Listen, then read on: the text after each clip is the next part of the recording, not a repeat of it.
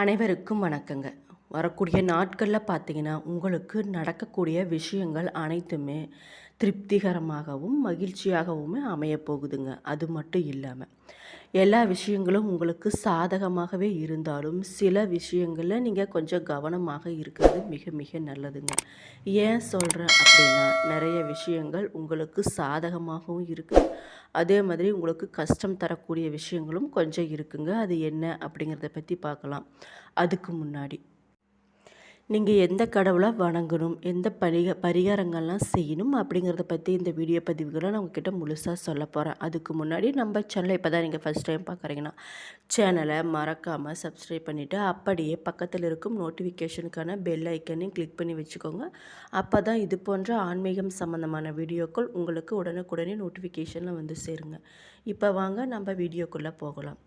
கன்னி ராசியினரே உங்களுக்கு பார்த்தீங்கன்னா, வரக்கூடிய நாட்கள்ல உங்களுடைய பொருளாதார நிலை பார்த்தீங்கன்னா, உங்களுக்கு திருப்தியாகவே இருக்க போகுதுங்க. உங்களுடைய குடும்பத்தில பார்த்தீங்கன்னா, மகிழ்ச்சியும் அது மட்டும் இல்லாம, கணவன் மனைவி உங்களுக்கிடையே பார்த்தீங்கன்னா, அந்யோன்யம் அதிகரிக்க போகுதுங்க. உத்தியோகத்தில நிறைய சலுகைகள் கிடைக்க போகுது. அது மட்டும் இல்லாம, புதிய முதலீடுகள் மற்றும் வியாபாரத்தில கொஞ்சம் நிதானமாக இருப்பது மிக மிக நல்லதுங்க.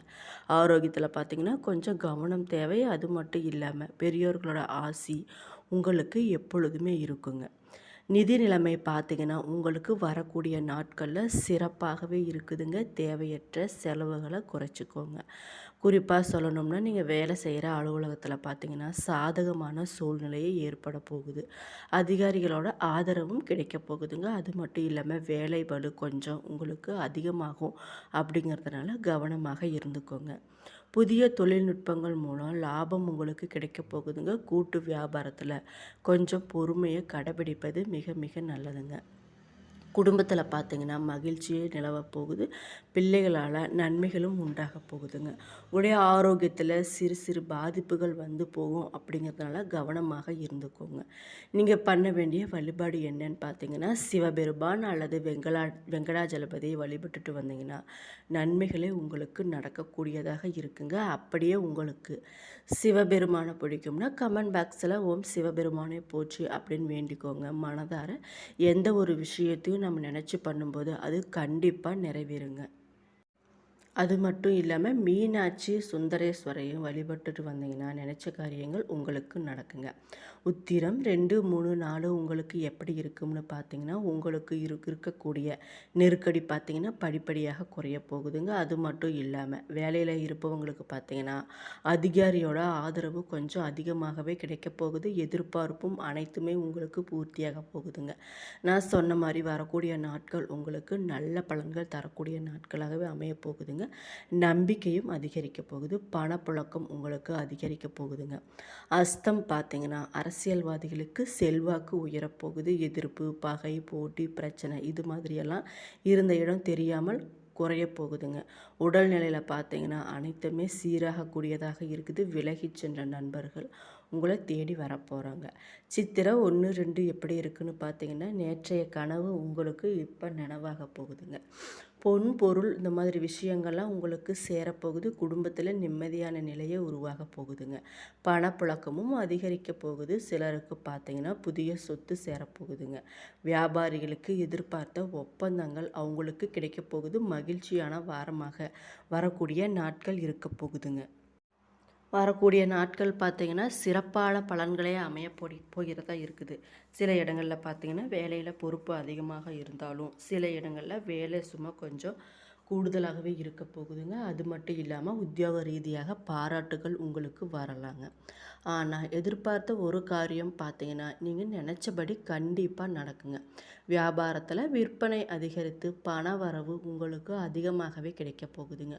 புதிய தொழிலில் நம்பிக்கையாக நீங்கள் செயல்படலாம். அது மட்டும் இல்லாமல் குடும்பத்தில் இருந்து வந்த கஷ்டங்கள் பார்த்தீங்கன்னா விலகி சந்தோஷம் அதிகரிக்க போகுதுங்க. உங்களுடைய பிள்ளைகளால் உங்களுக்கு மன நிம்மதியும் உண்டாக போகுது. அலுவலகத்தில் பார்த்தீங்கன்னா அனுசரணையாக சூழ்நிலை இருக்க போகுதுங்க. பதவி மாற்றம், ஊதிய உயர்வுக்கான வாய்ப்புகள் இது மாதிரி விஷயங்கள்லாம் உங்களை தேடி வரப்போகுது.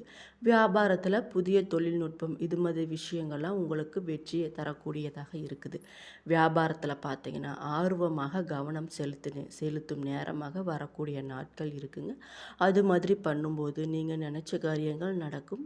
வெற்றியே உங்களுக்கு எந்த ஒரு விஷயத்திலும் வெற்றியே கிடைக்கக்கூடியதாக இருக்குங்க. குடும்பத்தில் பார்த்தீங்கன்னா குதூகலம் ஏற்பட்டு கலகலப்பு உண்டாக்கக்கூடிய வாரமாக வரக்கூடிய வாரம் இருக்குதுங்க. பிள்ளைகளால் மன நிம்மதி உண்டாக போது பெரியோர்களோட ஆசி உங்களுக்கு எப்பொழுதுமே இருக்குங்க. குடும்பத்திற்காக பண வரவை அதிகரிப்பதில் ஆர்வம் காட்டுவது அதிகமாகவே இருக்க போகுது. கலைத்துறையில் இருப்பவங்க பார்த்தீங்கன்னா வருமானத்தை அதிகரிக்கிறதுல கவனம் செலுத்த போகிறீங்க. புதிய முதலீடுகளை நம்பிக்கையாக செய்ய வேண்டும். வரக்கூடிய நாட்களில் எந்த ஒரு பயமும் தேவையில்லைங்க. துணிஞ்சு இறங்கலாம். சந்திரனோட இடப்பெயர்ச்சி உங்களுக்கு எப்படி இருக்குன்னு பார்த்தீங்கன்னா ஏற்றம் இறக்கம் கலந்த பலன்களையே கொண்டு வரப்போகுதுங்க.